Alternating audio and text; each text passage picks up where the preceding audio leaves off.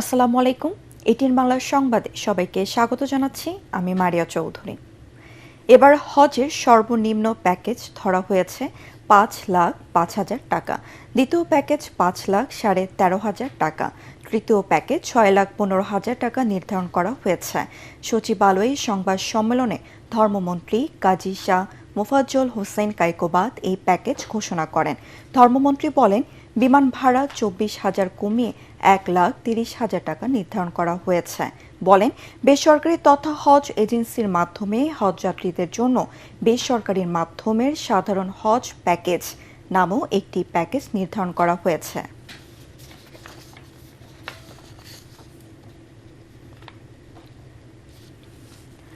গত বছরের 21 জুলাই রাজধানীর উত্তরার দিয়াবাড়িতে মাইলস্টোন স্কুল অ্যান্ড কলেজে বাংলাদেশ বিমান বাহিনীর একটি প্রশিক্ষণ বিমান বিধ্বস্ত হয়ে মর্মান্তিক দুর্ঘটনা ঘটে। এই ঘটনা মাইলস্টোন ট্র্যাজেডি নামে পরিচিত।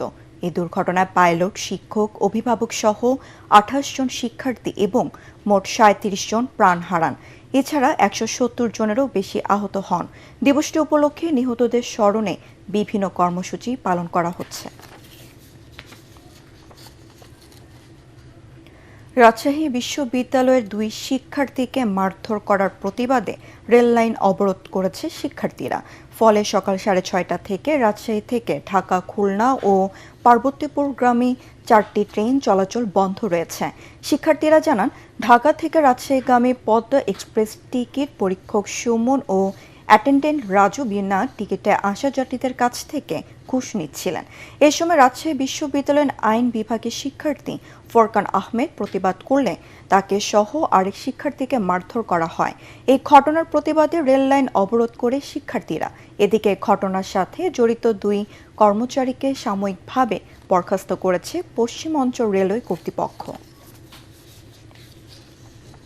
চাঁপাইনবাবগঞ্জ সদর উপজেলায় বিদ্যুৎস্পৃষ্ট হয়ে শিশুসহ একই পরিবারে 3 জনের মৃত্যু হয়েছে। উপজেলার বারোঘরিয়া ইউনিয়নের বাদুরতলা এলাকায় এই দুর্ঘটনা ঘটে। এই ঘটনায় এলাকায় শোকের ছায়া নেমে এসেছে। ঘটনাটি তদন্ত করে প্রয়োজনীয় আইনগত ব্যবস্থা গ্রহণ করার কথা জানিয়েছে পুলিশ।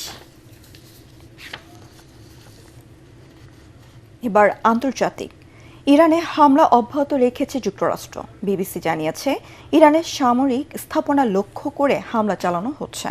এদিকে যুক্তরাষ্ট্রের প্রেসিডেন্ট ডোনাল্ড ট্রাম্প বলেছেন, মার্কিন সেনা হত্যার জন্য ইরানকে চড়া মূল্য দিতে হবে। অন্যদিকে ইরান জানিয়েছে, তারা বাহরাইন, জর্ডান ও সিরিয়ার বিভিন্ন লক্ষ্যবস্তুকে হামলা চালিয়েছে। দেশটির প্রেসিডেন্ট মাসুদ পেজেশকিয়ান বলেন, যুক্তরাষ্ট্রের সাথে একটি পূর্ণাঙ্গ যুদ্ধ লড়ছে ইরান। তবে তেহরান জানিয়েছে, মধ্যস্থকারীদের মাধ্যমে উভয় পক্ষ বার্তা আদান প্রদান অব্যাহত রেখেছে। বিশ্বকাপের ফাইনালে হেরে শিরোপা বঞ্চিত হলেও রাজকীয় সংবর্ধনা পেয়েছে আর্জেন্টিনা ফুটবল দল। বৃষ্টি ও তীব্র ঠান্ডা উপেক্ষা করে হাজার হাজার ভক্ত বুয়েনোস আইরেস বিমানবন্দরে দলকে উষ্ণ অভ্যর্থনা জানায়। ফাইনালে স্পেনের আধিপত্য থাকলেও গোলরক্ষক এমিলিয়ানো মার্টিনেজের দুর্দান্ত পারফরমেন্সে ম্যাচটি অতিরিক্ত সময় পর্যন্ত টেনে নিয়েছিল আর্জেন্টিনা। তবে 106 মিনিটে ফেরান তোরেসের একমাত্র গোলে শিরোপা জিতে নেয় স্পেন।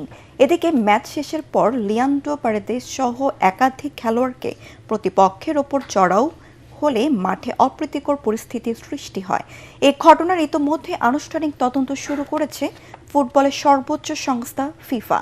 ফলে বড় ধরনের শাস্তি বা জরিমানার মুখে পড়তে পারে Argentine football association.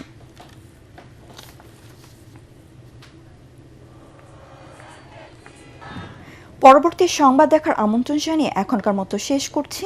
ATN Bangla সংবাদ ইউটিউবে দেখতে ব্রাউজ করুন, youtube/ATN বাংলা নিউজ। ধন্যবাদ সবাইকে।